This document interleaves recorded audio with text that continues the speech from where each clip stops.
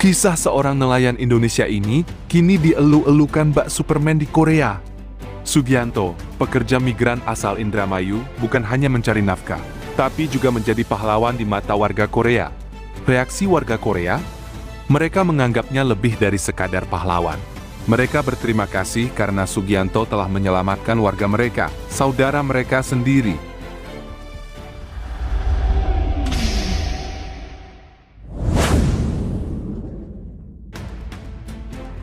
Sosok tersebut bernama Sugianto, seorang nelayan asal Indramayu, Jawa Barat. Ia telah bekerja di Korea Selatan selama 8 tahun, jauh dari keluarga dan kampung halaman demi mencari nafkah yang lebih baik. Namun, siapa sangka, di balik kesederhanaannya, Sugianto menyimpan jiwa kepahlawanan yang siap beraksi ketika dibutuhkan. Pada bulan Maret 2025, sebuah tragedi melanda wilayah Yeongdeok, Provinsi Gyeongsang Utara. Kebakaran hutan besar berkobar, melahap pepohonan dan mengancam permukiman warga. Saat api semakin mendekat, Sugianto tidak tinggal diam. Bersama dengan kepala desa setempat, ia dengan sigap berlari dari rumah ke rumah pada malam hari.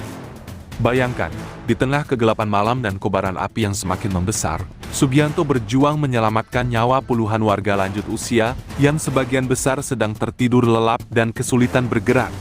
Ia membangunkan mereka satu persatu, membantu mereka keluar dari rumah, dan bahkan menggendong beberapa lansia ke tempat yang aman, yaitu tanggul laut yang berjarak sekitar 300 meter. Aksi heroik Sugianto ini sungguh luar biasa. Tanpa memikirkan keselamatan dirinya sendiri, ia rela mempertaruhkan nyawa demi menyelamatkan orang lain.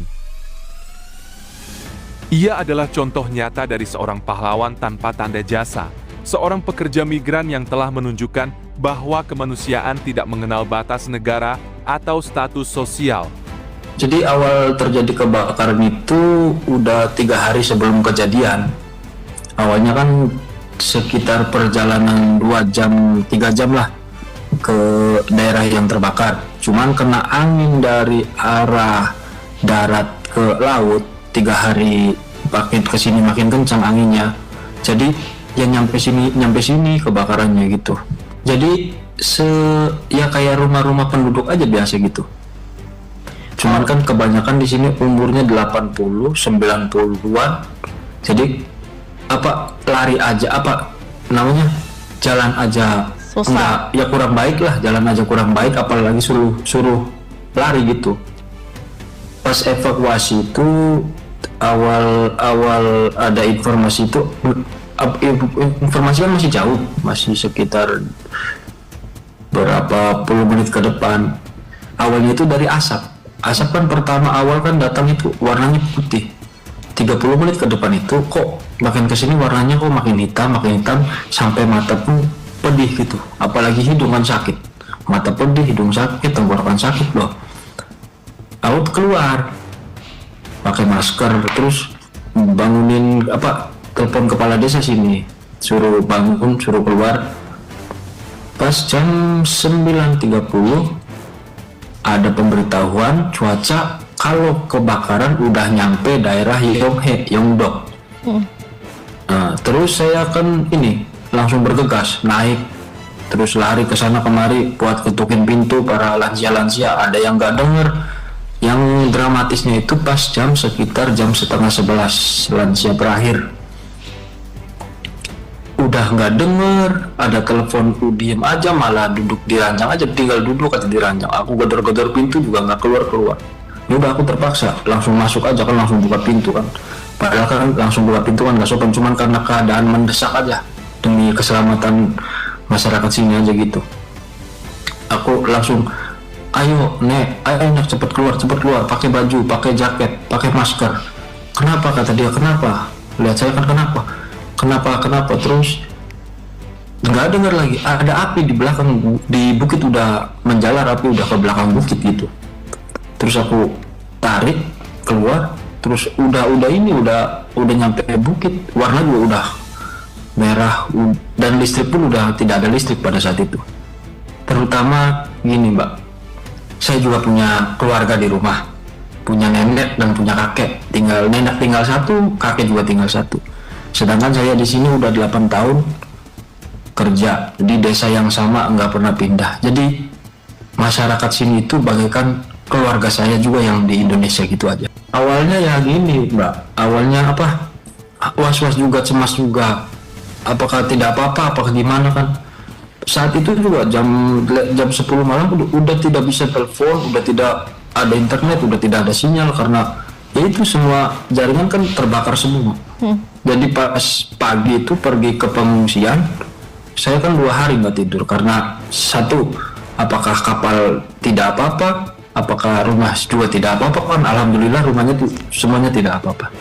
Rumah tinggal bos, rumah tinggal kakeknya bos, rumah adiknya bos juga tidak apa-apa semuanya. Alhamdulillah berkah, apa nggak tahu berkah ya, berkah mungkin Tuhan Maha Kuasa memberi kesempatan saya untuk berbuat baik dan dapat berkahnya bisa dikasih visa F2.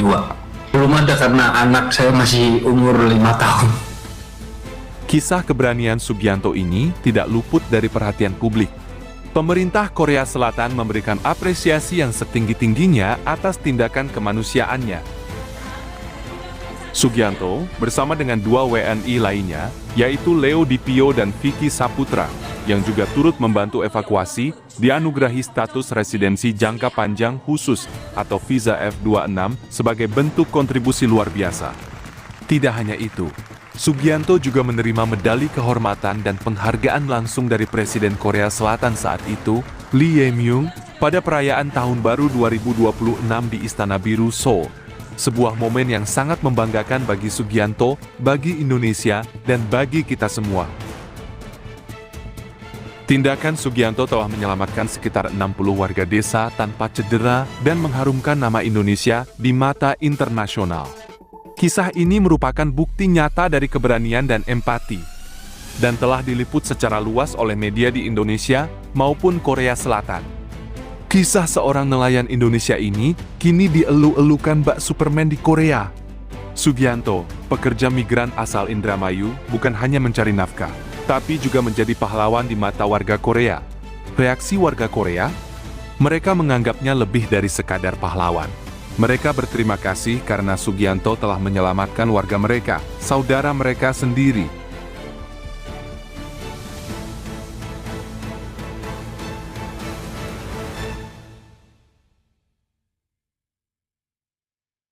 Sorry, girl, I gotta go.